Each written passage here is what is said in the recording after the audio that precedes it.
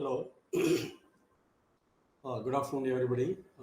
This is Dr. Pondian, Professor of Mechanical Engineering, working in the Yeroda Secondary Engineering College for the past 5 years. I am going to take the topic for your training, that is on the subject engineering thermodynamics. That in this class, that we are going to discuss about the first law of thermodynamics applicable for open systems. Okay. So I hope you remember what we have discussed during the previous class. In the previous class, that we have seen the first law of thermodynamics applicable for the closed system. So we know very well that the generalized statement of the first law of thermodynamics. So that is also called as the law of conservation of energy. Okay, so that law of conservation of energy states that energy can neither be created nor be destroyed, but it can change from one form to another form. So there is a basic statement of the first law of thermodynamics, and that we have seen the law applicable for the closed system. That the closed system says that the net heat transfer is equal to the sum of the there is a work transfer and the change in internal energy. And in the previous class that we have solved some of the problems also. So in this class that we are going to discuss about the first law applicable for the open systems.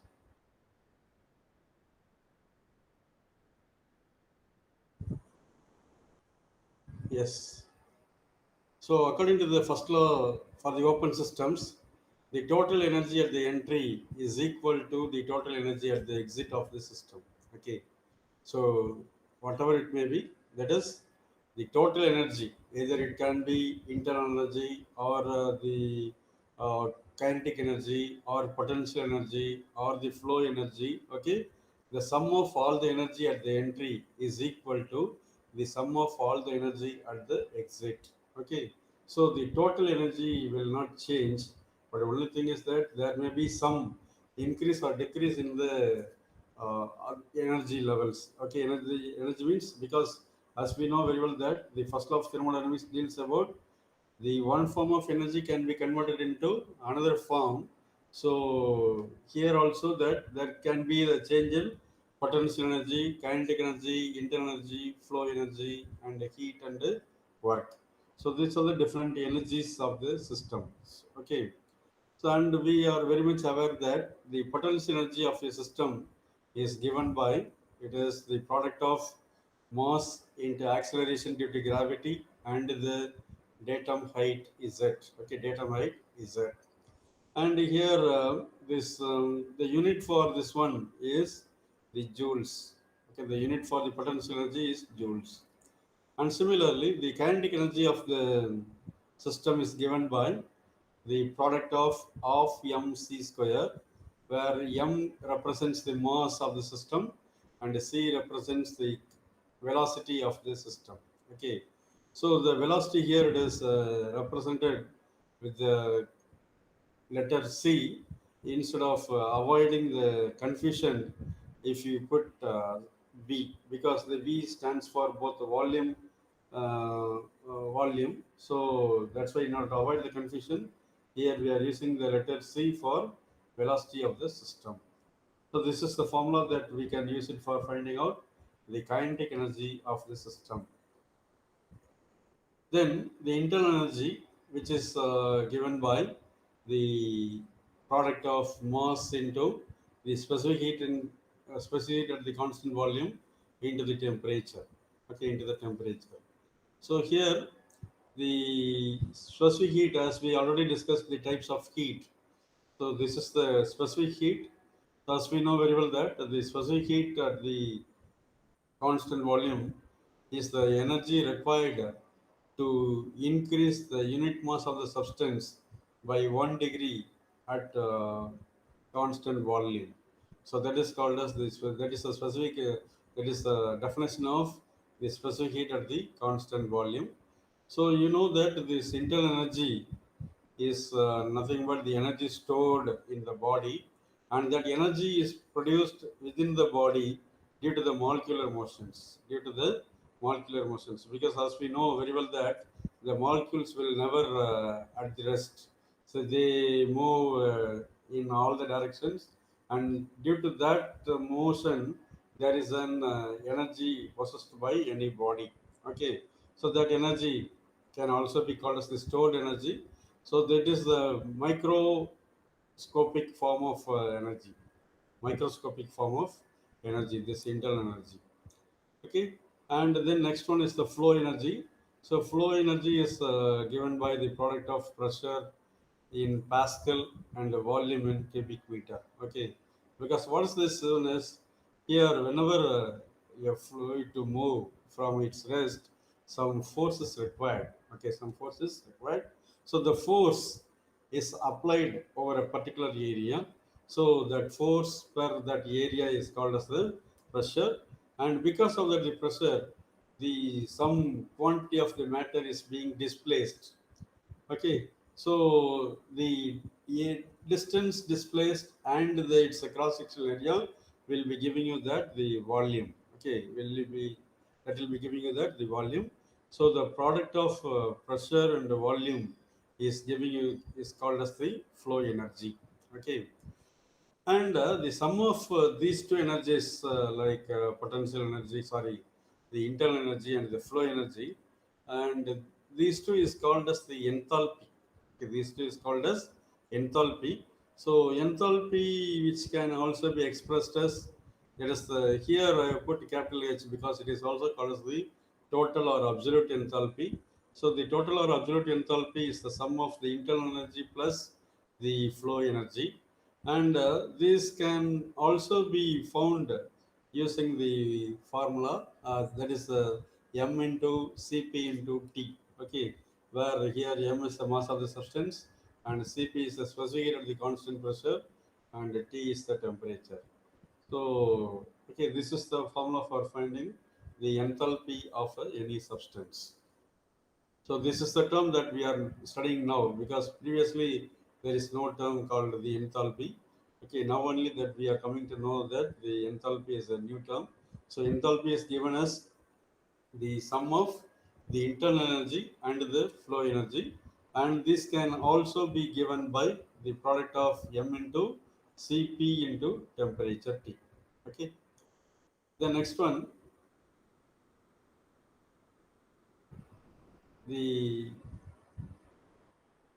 energy equation for the flow system is given because we have seen that the different forms of energy that is available. Okay, in nature, so that all these energies are combined together to form the energy equation, so as I told, the first law for an open system is given by the total energy at the entry is equal to the total energy at the exit. So the total energy means there may be the potential energy, kinetic energy, then enthalpy, and the heat.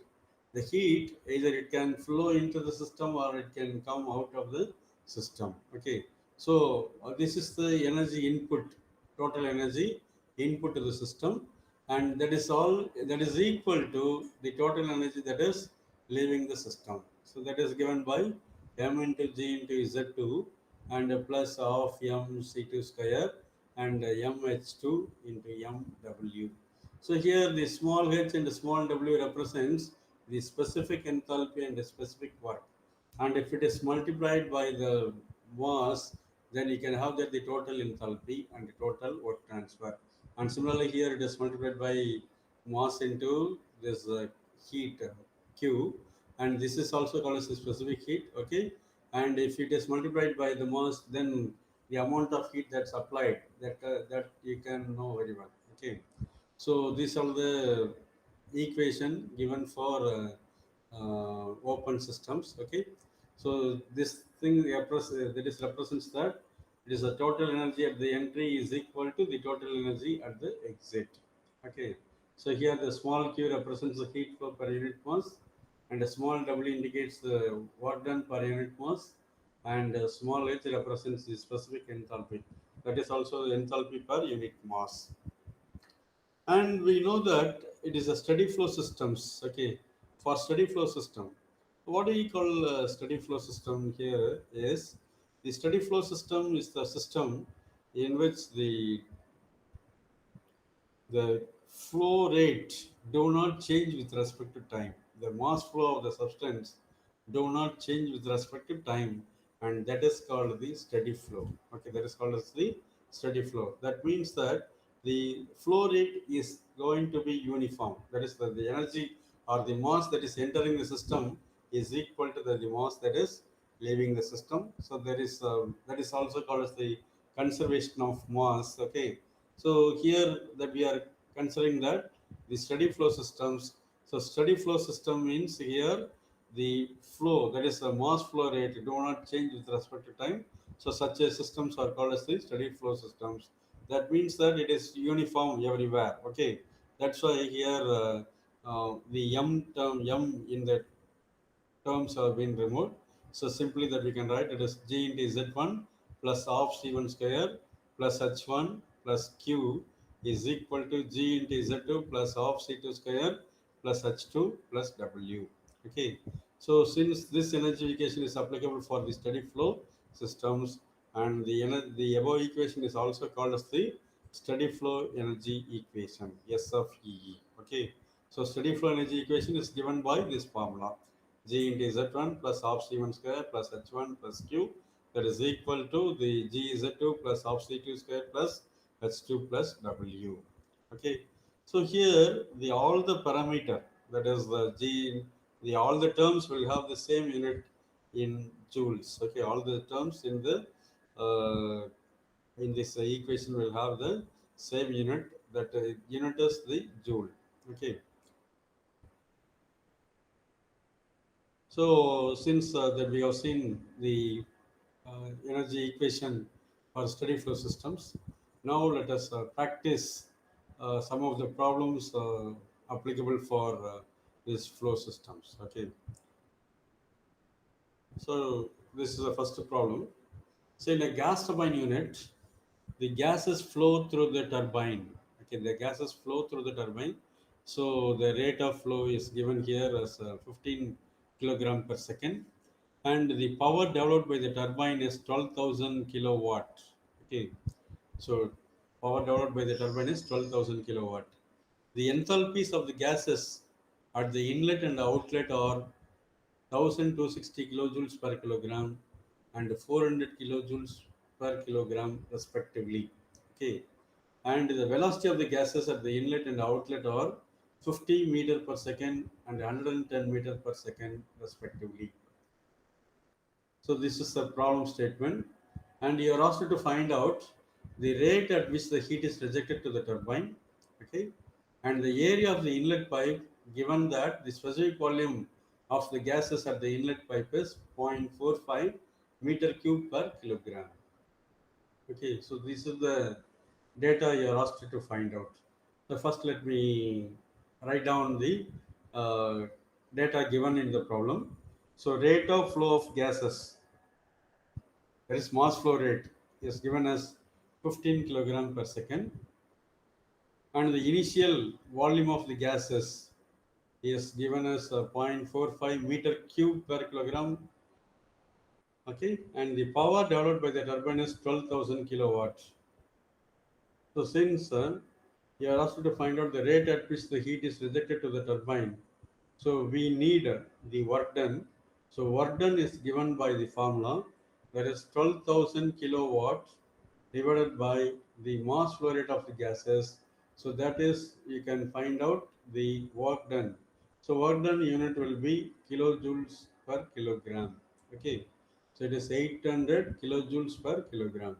So work done is equal to, it is given by the power developed by the turbine divided by the mass flow rate of the gases. So that is found to be 800 kilojoules per kilogram. Then it is given in the problem that the enthalpy of the gases at the inlet H1 is given as 1260 kilojoules per kilogram, and the enthalpy of the gases at the outlet H2 is equal to 400 kilojoules per kilogram, and the velocity of the gases at the inlet C1 is given as 50 meter per second, and the velocity of the gas at the outlet is given as 110 meter per second. So these are the data given in the problem. So first you are asked to find out the rate at which the heat is rejected to the turbine. Okay, the rate at which the heat is rejected to the turbine. So first we need to find out the uh, from the generalized statement or generalized equation of steady flow energy equation. So from that we got to deduce the expression for the gas turbine. Okay, deduce the expression for the gas turbine. So the most generalized equation is this one. G Z1 plus half C1 square plus H1 plus Q is equal to G Z2 plus half C2 square plus H2 plus W. Okay. So in this cases, there is no data available regarding the datum height at the entry and the datum height at the exit. So since the data is not available, so we can assume that the value of Z1 is equal to Z2. Okay. So Z1 is equal to Z2 because such data is not available in a problem. Okay. So then we can ignore that term. GZ1 and GZ2 can be ignored from the equation. So the final equation that you can have it as half C1 square plus H1 plus Q is equal to half C2 square plus H2 plus W. Okay. So now we know all the values. That is C1 is given in the problem, H1 is given in the problem, and Q you are asked to find out, that is heat rejected into the turbine, and C2 value is also given in the problem, and H2 is ready-madely available, and work done that we have found from the power developed by the turbine, and power developed by the turbine divided by the mass rate of the gases, that is giving you the work developed by the turbine. So now we can substitute the values in this formula. So of that is zero point 0.5 into C1, the value of C1 is 50 meter per second. So here I put 50 into 50, and plus the value of H1 is 1260 kilojoules per kilogram they have given. But we know very well that this unit, this term, it is meter squared per second square, but this term will have that the kilojoules per kilogram. And we know that the joules per kilogram is equal to meter squared per second square. So since here the data is given in kilojoules per kilogram, so in order to convert that into joules per kilogram, it is multiplied by 1000. Okay, the data is, or the value is multiplied by 1000 to, so that we will have a same unit in all the terms. Okay, so for that purpose here the enthalpy is multiplied by 1000, and plus Q, that is you need to find out, and that is equal to half into that C2 square. So C2 is given in the problem as 110 meter per second. So it is C2 square. So here it is multiplied two times. Okay, that is 110 into 110, and plus the enthalpy at the exit of the turbine, it is given as 400 kilojoules per kilogram.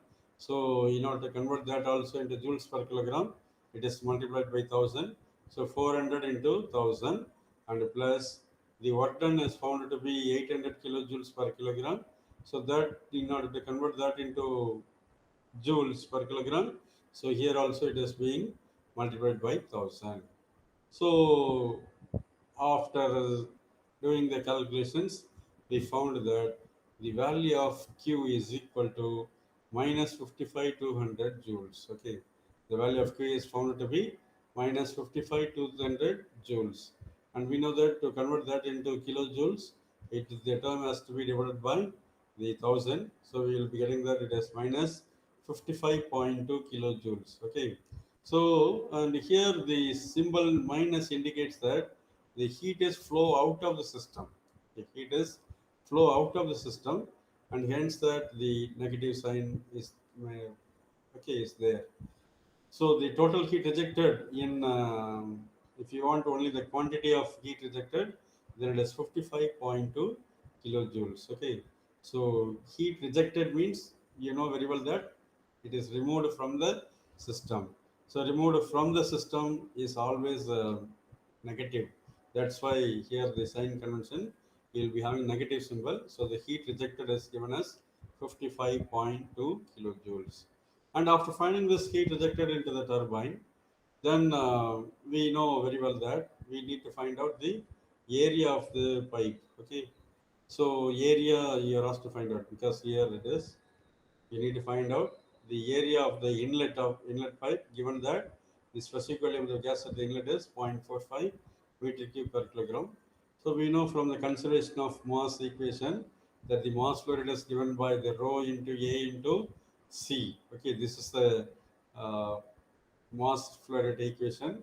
But since the density is not available here, so since only the specific volume is available, so as we know very well that the density is nothing but the inverse of the specific volume.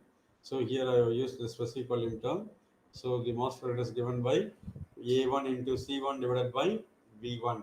Okay, it is small v1, that because it is a specific volume. So from this, we want to find out that the area inlet of the pipe. So area inlet of the pipe is given by the product of mass into the specific volume divided by the velocity of the system at the entry. So area that we need to find out. So it is here the specific volume is multiplied by the mass. So mass is 15 kilogram per second, and into the specific volume is 0.45 meter cube per kilogram. Okay, and it is divided by this velocity, initial velocity. So initial velocity is 50 meter per second. So from this we found that the inlet area is equal to 0.135 square meter. Okay, 0.135 square meter. Hope you understand clearly. Okay, the problem. Okay, is it okay? Yes. So now we will move on to the next problem. So in this problem, here they are given a 12 kilogram of air per minute is delivered by a centrifugal air compressor. So in the previous problem that we have seen the turbine, okay, but here it is a another example for the flow system is the centrifugal air compressor. So 12 kilogram of air per minute is delivered by a centrifugal air compressor. The quantity of air that is being released by the centrifugal air compressor is 12 kilogram per minute. Then the inlet and outlet conditions of the air are the velocity C1 is given as 12 meter per second, and the pressure P1 is given as 1 bar, and the specific volume is given as 0.5 meter cube per kilogram. And similarly at the exit the velocity is 90 meter per second, and the pressure is 8 bar, and the volume is 0.14 meter cube per kilogram. So the increase in enthalpy of air passing through the compressor is, and because you know very well that because of the compression process, the pressure is increasing. Always when the pressure is increasing, the temperature can also increase. Okay, so the increase in enthalpy, and because of the increase in temperature, the increase in enthalpy of air is there. So it is found to be 150 kilojoules per kilogram, and the heat lost to the surroundings, because through the walls of the air compressor some heat is being lost to the surroundings. It is estimated to be 700 kilojoules per minute. Okay, so you are asked to find out the motor power required to drive the compressor and the ratio of inlet to outlet pipe diameter. Okay, so assume that the inlet and the discharge lines are at the same level. So in the centrifugal compressor, the inlet pipe and the discharge pipe are at the same level. Okay, so this is the problem given here, and as we know, the generalized statement for the steady flow energy equation is G Z1 plus half C1 square plus H1 plus Q is equal to the G Z2 plus half C2 square plus H2 plus W. Okay, this is the generalized steady flow energy equation. So here, since it has been given, the inlet and the discharge lines are at the same level, so there is no datum difference. So we found it to be Z1 is equal to Z2. Okay. So and then the initial velocity C1 is given in the problem as 12 meter per second, and the final velocity, that is the velocity with which the air is leaving the compressor, is given as 90 meter per second. And similarly here they have given the enthalpy increase in enthalpy of air passing through the compressor is given as is 150 kilojoules per kilogram. Okay, so increase in enthalpy it is given always by the formula, that is H2 minus H1, it is equal to 150 kilojoules per kilogram. And then here it has been given the heat loss to the surroundings through the walls of the air compressor is found to be 700 kilojoules per minute. So Q is equal to 700. But here it is given in kilojoules per minute, and also the mass flow rate is given. And if you want to find out the heat transferred per kilogram of the substance, then the heat loss to the surroundings can be divided by the mass flow rate of the air. So mass flow rate of the air is 12 kg per minute, whereas the heat loss to the surroundings is 700 kilojoules per minute. So that minute get cancelled. So the remaining term is 700 by 12, that is equal to 58.33 kilojoules per kilogram. So thus we can find out the heat loss to the surroundings in terms of kilojoules per kilogram. Okay, it is found to be 58.33. Then we need to find out the work done. So work done, how we can find out? Because in this expression Z1 and Z2 gets cancelled, so all other terms are available. So the term W is the unknown, because increase in enthalpy H2 minus H1 is given in the problem, and initial kinetic energy and velocity and final velocity is also given. So from this W can be found. So W is given by half of C1 square minus C2 square plus H1 minus H2. Okay, plus H1 minus H2. Using this formula that we can find out the value of W. So here the data is substituted here. Okay, so it is 0.5 into 12 square minus 90 square, then minus of this enthalpy. Okay, enthalpy, increase in enthalpy is given as 150, but since it is the compression process, okay, since it is a compression process, so enthalpy increase is given by, okay, here enthalpy increase is due to the compression process. Okay, compression process. So that's why here I put a minus sign. So minus 150 into 1000. Again, I told you in the previous problem also why I have put 1000 here is mainly due to convert that the kilojoules per kilogram into joules per kilogram, because 1 joules per kilogram is equal to 1 meter square per second square. So I have multiplied that by 1000, and then minus this 58.33, that is the heat loss to the surroundings per kilogram is found to be minus 58.33. Okay, heat loss, hence I have put the negative symbol, because we know very well the sign convention for the heat transfer. Heat flow into the system is positive, whereas heat leaving the system is negative. So since it is a heat lost to the surroundings, so it is negative. So minus 58.33 into 1000. So we found that the value of W is found to be minus 212,308 joules per kilogram. So if you want to convert that into kilojoules, then that has to be divided by 1000. So you'll be getting that the minus 212.308 kilojoules per kilogram. So here we are getting the term in minus. Okay, here the minus indicates that the work is done on the system. Okay, minus indicates that the work is done on the system, because during the compression process the piston pushes the air. Okay, piston pushes the air, so work is done on the system, or the piston compresses the air, and because of that here it is coming in negative. Okay, so once you find out the work done, then we know that the motor power required to drive the compressor can be found by multiplying the work done by the mass flow rate. Okay, so we know that the mass flow rate is given as 12 kilogram per minute. So to convert that into second, here we have 12 by 60, and it is multiplied by the 212.308 kilojoules per kilogram. So that is found to be 42.4616 kilowatt. Okay, so here the negative sign indicates that the work is done on the system. Okay, so please understand. The next one, we need to find out the ratio of the inlet to outlet pipe diameter. Okay, ratio of the inlet to outlet pipe diameter.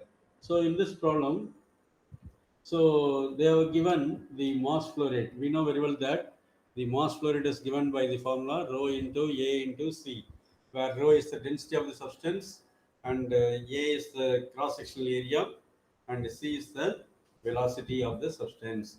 So we can find out the mass flow rate using the formula rho A C. So at the entry means it is rho 1 A1 into C1, and at the exit means the mass flow rate is given by rho 2 A2 into C2.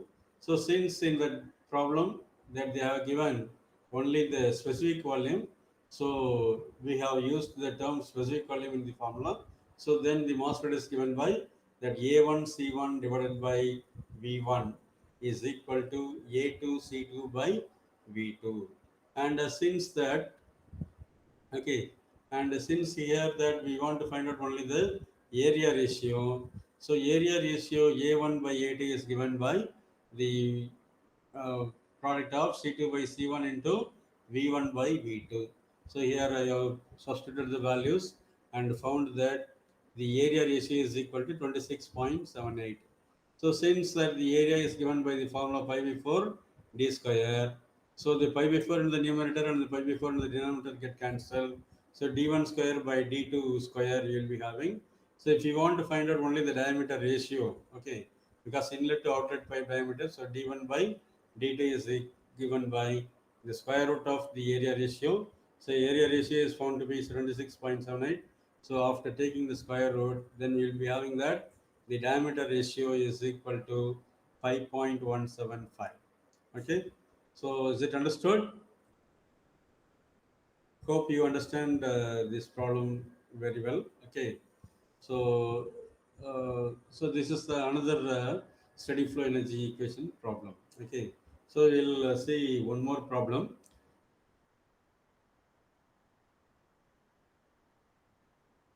Yeah, um, you please listen. So air at a temperature of 20 degrees Celsius passes through a heat exchanger at a velocity of 40 meter per second, and where its temperature is raised to 820 degrees Celsius. Okay, 820 degrees Celsius. From 20 degrees Celsius to 820 degrees Celsius, there is a heat is transferred to the air. Okay, so it then enters a turbine with the same velocity of 40 meter per second.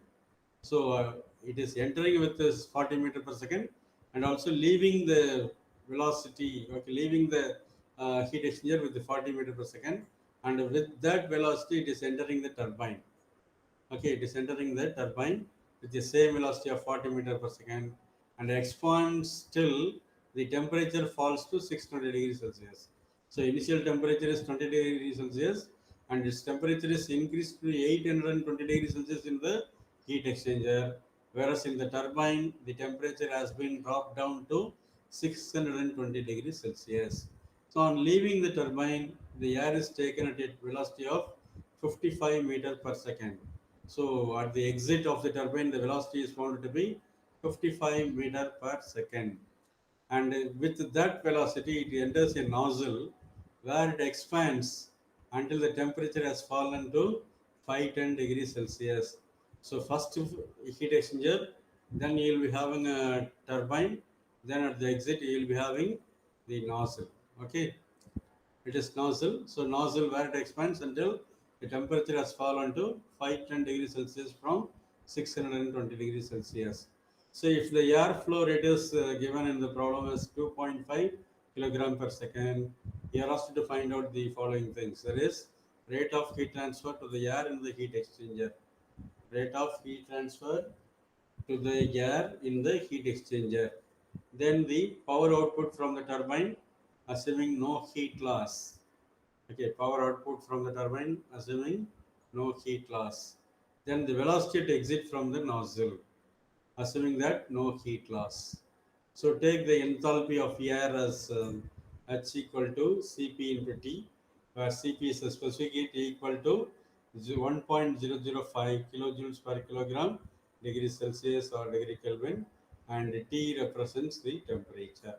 So this is the problem given. here. Okay, so air is first entering the heat exchanger, and then it enters the turbine, and it is leaving from the nozzle. Okay, so it is a three component has been combined together in this problem. Okay, so because everywhere the entry of one thing is the exit of the another thing. Okay, so that has been given here. So first heat exchanger. So in the heat exchanger, the initial temperature is 20 degrees Celsius, and the exit temperature is 820 degrees Celsius. And here the velocity it is given as at the entry and exit of the heat exchanger it is 40 meter per second. Whereas in the case of the turbine, the heat is or the air is entering the same velocity of 40 meter per second, and here the temperature has been dropped down to 620 degrees Celsius from 820 degrees Celsius, whereas the exit velocity of the air is also 55 meter per second. And then with the same velocity, it is entering the nozzle. Okay, with the same velocity, it is entering the nozzle at a temperature of 620 degrees Celsius. But because of the expansion in the nozzle, the temperature of the air has been brought down to 510 degrees Celsius. Okay, so everywhere the mass flow rate is 2.5 kilogram per second.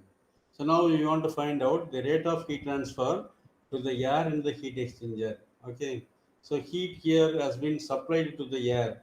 So as per the sign convention, the heat supplied to the air is positive. Okay, as per the definition, the heat supplied to the air has to be positive. So the generalized steady flow energy equation is but here I have given for turbine. But if it is for the heat exchanger means then you will be having G Z1 plus half C1 square plus H1 plus Q is equal to G Z2 plus half C3 C2 square plus H2 plus W that you will be having. Okay.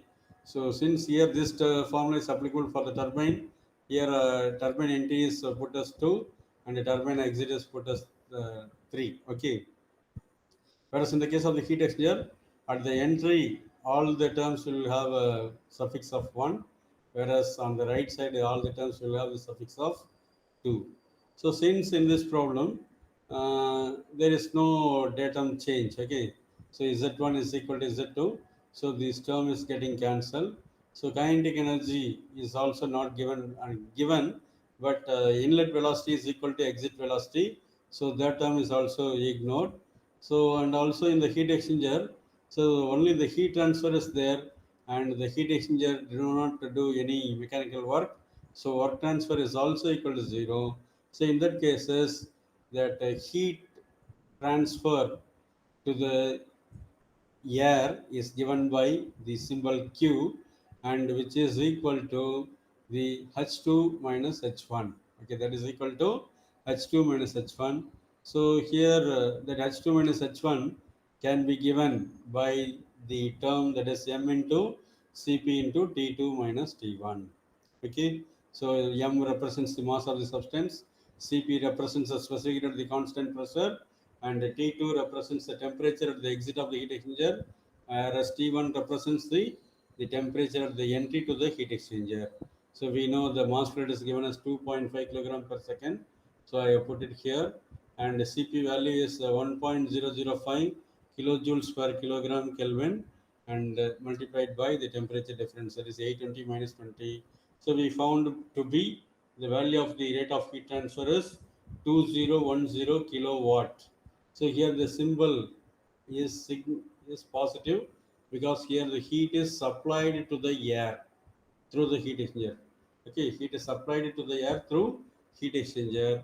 So the total heat transferred from the heat exchanger to the air is 2010 kilowatt. Okay, so the first point that we need to find out that has been obtained here. Then we need to obtain the power output from the turbine, assuming no heat loss.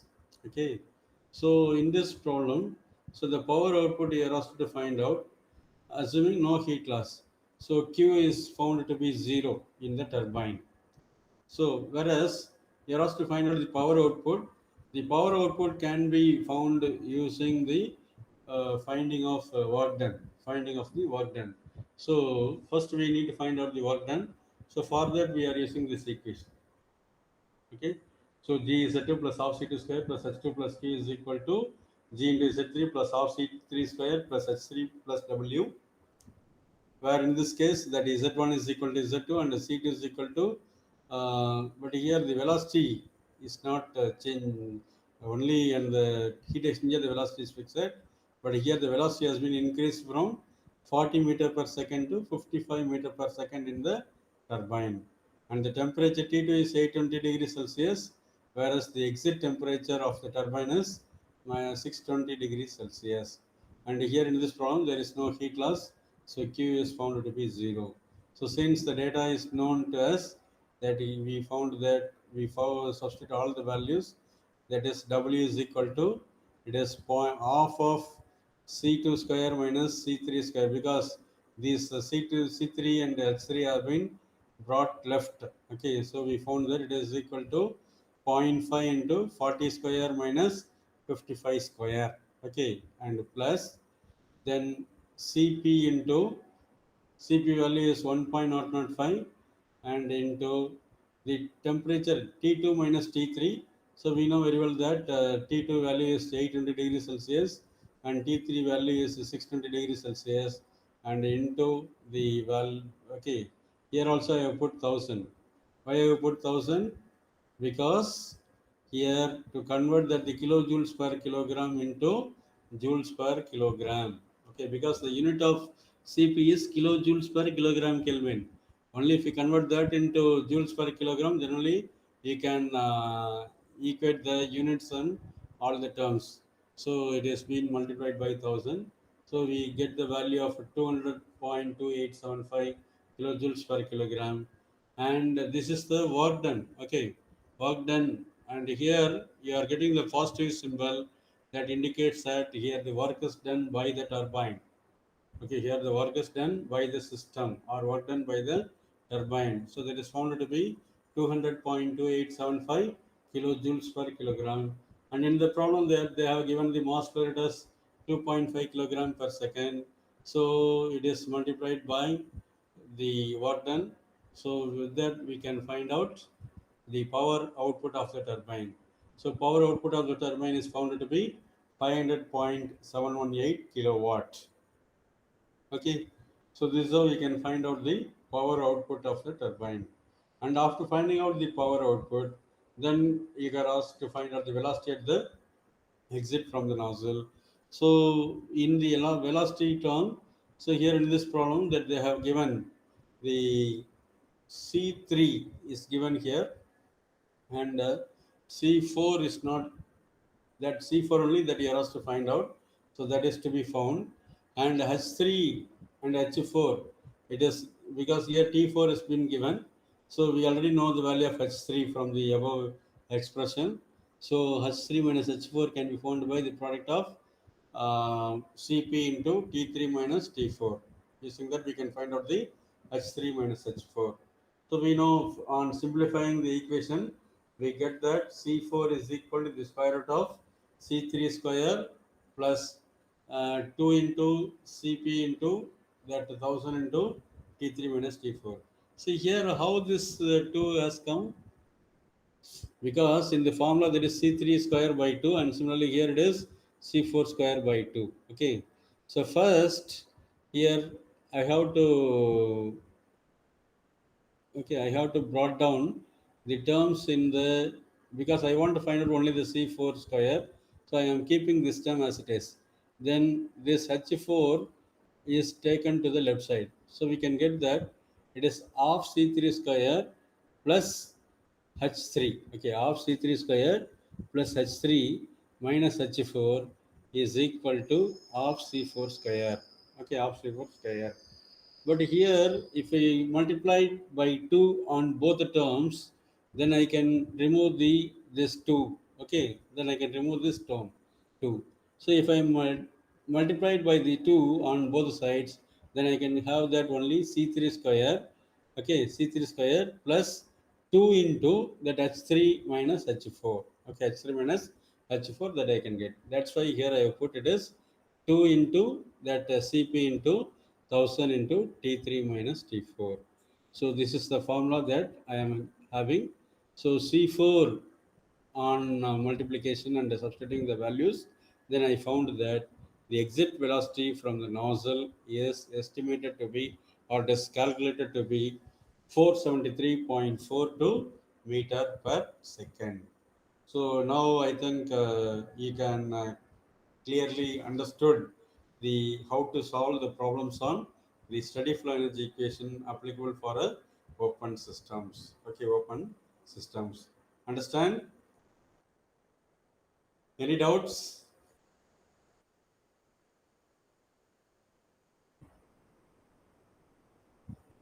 Okay, I will give some tutorial problems. Okay, so you please solve and bring it when you come for the next class. Okay, so please take down the problem.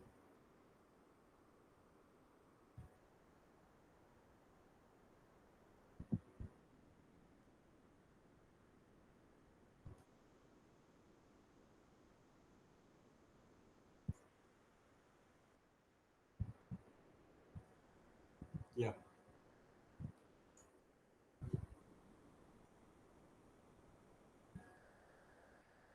So here the air enters a gas turbine system with a velocity of 105 meter per second and has a specific volume of zero point 0.8 meter cube per kilogram. Okay. So the air enters a gas turbine system with a velocity. So initial velocity is given as 105 meter per second and a specific volume is given as zero point 0.8 meter cube per kilogram. And the inlet area of the gas turbine is given as 0.05 meter square. Okay. So here the velocity is given, specific volume is given, and area is given. So if all the things are available, then you can find out the mass flow rate, because mass flow rate is given by the area into velocity divided by the specific volume. So with that, you can find out the mass flow rate. So at the exit, the air has a velocity of 135 meter per second. Okay. At the exit, the air has a velocity of 135 meter per second and a specific volume of 1.5 meter cube per kilogram. So in its passage through the turbine system, the specific enthalpy of the air is reduced by 145 kilojoules per kilogram. Okay, the specific enthalpy of the air is reduced by 145 kilojoules per kilogram, and the air also has a heat transfer loss of 27 kilojoules per kilogram. You are asked to find out the mass flow rate of the air through the turbine system in kilogram per second.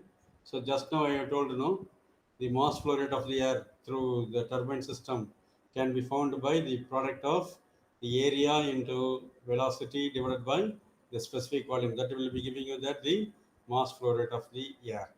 And then you're asked to find out the exit area of the turbine system in meter square.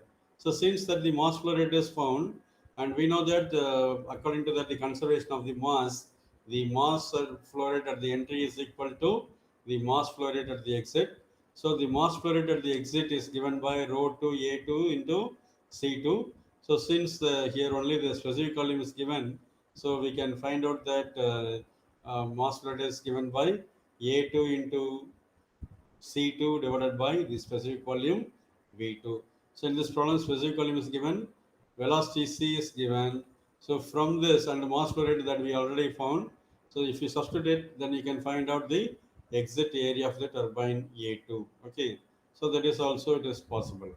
Then you are asked to find out the power developed by the turbine system in kilowatts. Okay, so how we can find out this one? Okay, you can substitute it in the steady flow energy equation. So steady flow energy equation for this one is this one. Okay, it is G Z1 plus half C1 square plus H1 plus Q is equal to G Z2 plus half C2 square plus H2 plus W. So here that the value of G Z1 and Z2 it is not available in the problem. So we can assume that the value of Z1 is equal to Z2. So we can ignore those two terms. Okay. And the initial velocity is given and final velocity is given. So you can find out that C1, okay, there is kinetic energy at the entry and the kinetic energy at the exit, that you can find it out. Then here in this problem, there is a enthalpy loss. It has been given.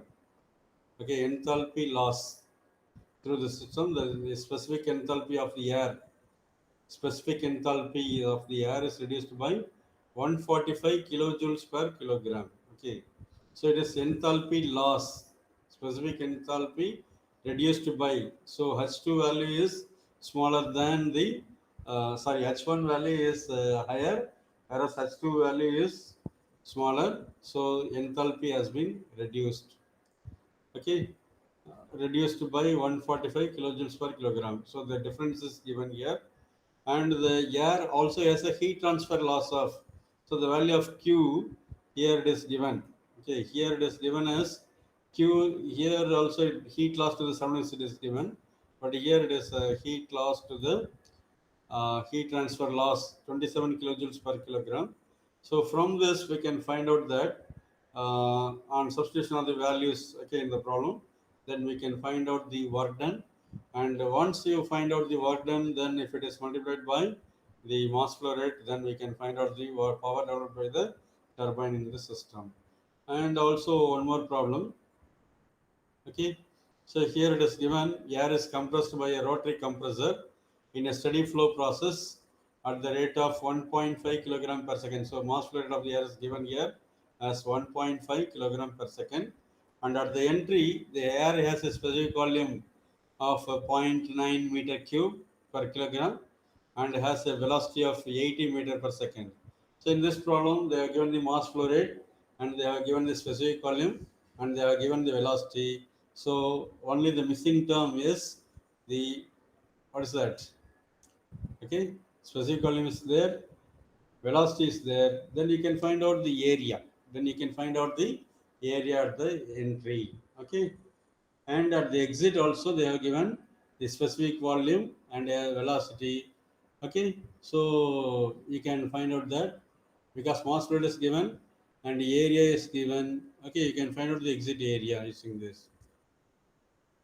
Okay, so once you find out that area, then you can find out the inlet and exit areas of the compressor in meter square, because mass flow rate is given and A2 is given and the specific volume, that is area is given, and the specific volume is, sorry, area that you have to find out, the velocity is given and the specific volume is given.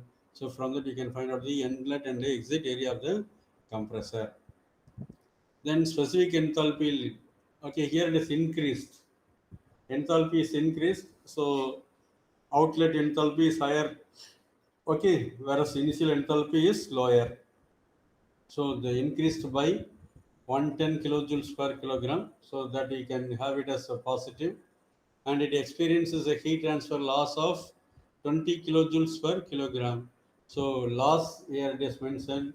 So you have to put a minus 20 in the while substituting, and from that you can find out the power required to drive the compressor, because you can find out the work done, and once the work done is found, then that has to be multiplied by the mass flow rate of the air, and if so, you can find out the power required to drive the compressors. So these two problems are the for your preparation. Okay, so please do it and bring it to the next class. Hope you understand the basic. There is the importance of the steady flow energy equation and its applications for the open system. Okay, open system or flow systems. Okay, thank you all. Thank you very much.